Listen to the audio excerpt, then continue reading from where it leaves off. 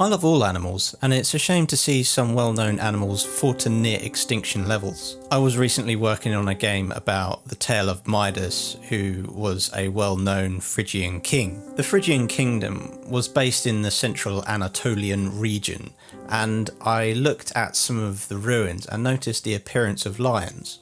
I also noticed that some previous ruins from the Hittites depicted lions, and they were from the same region. I've also seen depictions of Assyrian reliefs showing lion hunts, and also depictions of lions in Persia and Babylon. And this got me thinking, how far were lions historically spread across the globe? I took a quick look on Wikipedia to see where lions have been across the world, as I was certain there were no lions in Syria or Turkey anymore. I was pretty shocked at how far the historic territory of lions had receded because of humans. All lions in Europe have been killed off, as well as the Sri Lankan lion called the Ceylon lion. More recently, the Cape lion, Barbary lion are now completely gone from this world.